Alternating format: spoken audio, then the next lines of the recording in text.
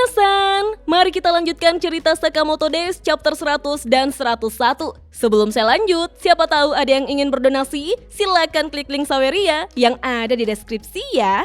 Beberapa waktu setelah Yotsumura membunuh istrinya dan mengerjakan misinya, Shishiba mendatanginya dan menanyakan apa yang Yotsumura telah lakukan. Atasan dibunuh beberapa tahun yang lalu. Para eksekutif kemudian menunjuk CEO yang baru. Kemudian, dia membuat keributan dengan mengecap Yotsumura sebagai pembunuh atasan. Sekarang, JAA telah menganggap Yotsumura sebagai pembunuh atasan. Yotsumura menanyakan, apakah Shishiba mau membunuhnya? Yotsumura juga berpikir bahwa dirinya sudah dijebak. Mereka mau menyingkirkan bekas-bekas pelayan atasan mereka yang sebelumnya. Ketika Shishiba mau membahas kebenarannya, Yotsumura menghentikannya. Yotsumura sudah pernah mengajari Shishiba untuk tidak terbawa emosi lawannya. Shishiba pun menyebutkan prinsip bahwa mereka tidak perlu memikirkan alasan untuk membunuh sampai pekerjaannya selesai. Yotsumura pun tersenyum dan itu adalah kilas balik ketika Shishiba gagal membunuh Yotsumura. Kembali ke masa sekarang di mana keduanya saling beradu senjata di atas atap. Yotsumura mengaitkan tongkatnya pada palu milik Shishiba sehingga palu itu lepas dari tangan Shishiba dan membuat pertahanan Shishiba terbuka. Namun, Shishiba masih tetap bisa menghindari tebasan tongkat Yotsumura. Lalu Yotsumura menegur Shishiba untuk tidak memperlihatkan ekspresi bosannya itu. Membuat Shishiba menjawab bahwa ekspresi wajahnya dari dulu memang seperti ini. Yotsumura mengingatkannya, jika Shishiba tidak memiliki tujuan ataupun keyakinan, setidaknya cobalah untuk menikmati pekerjaannya ini.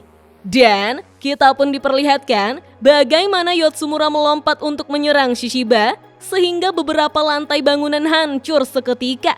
Di saat mereka terjatuh, Shishiba menahan tongkat Yotsumura sembari mengatakan bahwa baginya membunuh layaknya melakukan pembersihan, tidak ada yang menarik.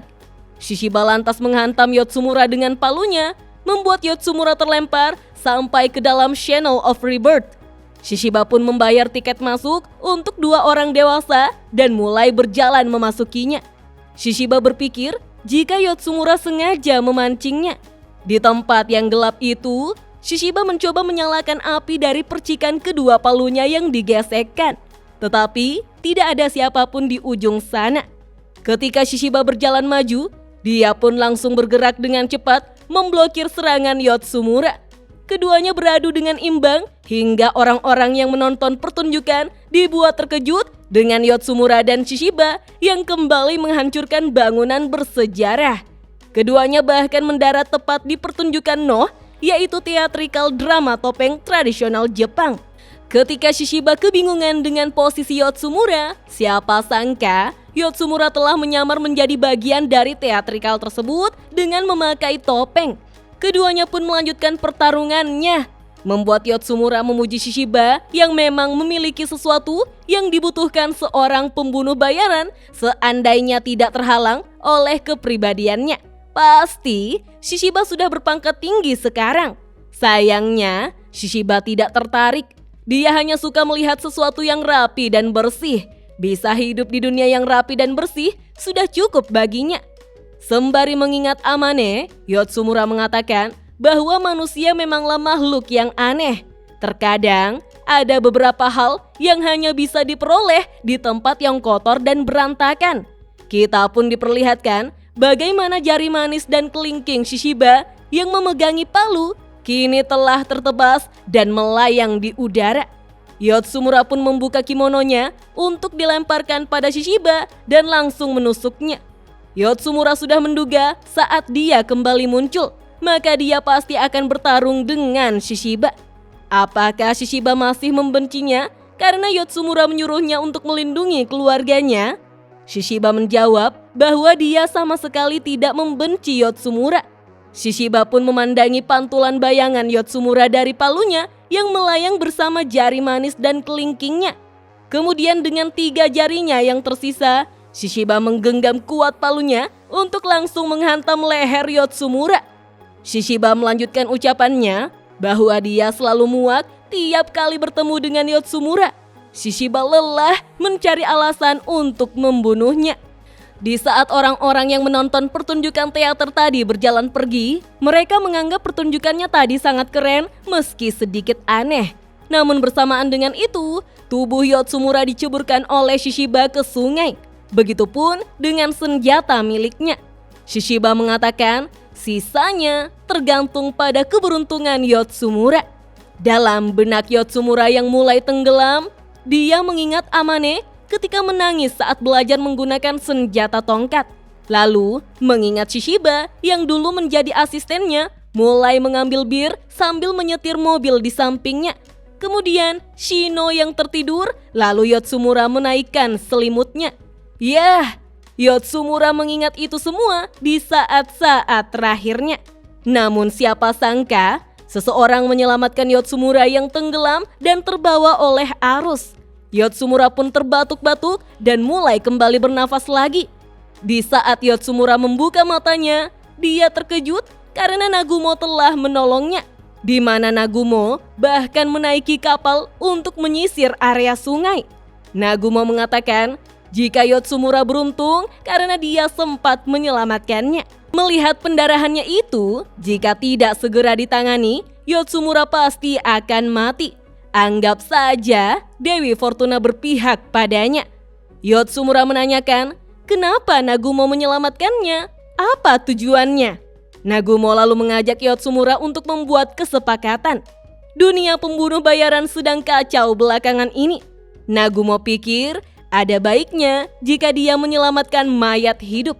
Yotsumura menanyakan maksud Nagumo, lalu Nagumo menyampaikan bahwa dia ingin Yotsumura menyelidiki kematian teman mereka dari dalam JAA.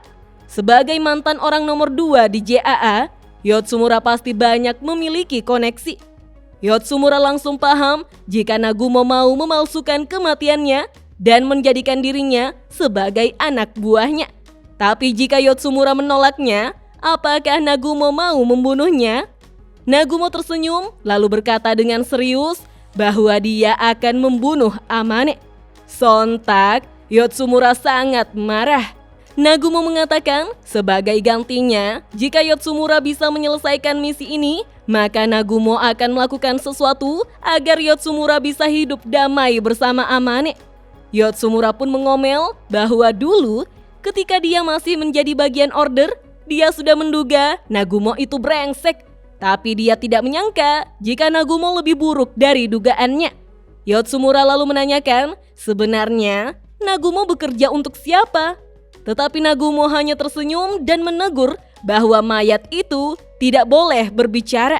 Yotsumura lantas kesal dan menyuruh si bocah Nagumo untuk menjaga mulutnya. Kembali pada Shishiba yang menelpon Osaragi untuk mengajaknya bertemu karena pekerjaannya sudah selesai.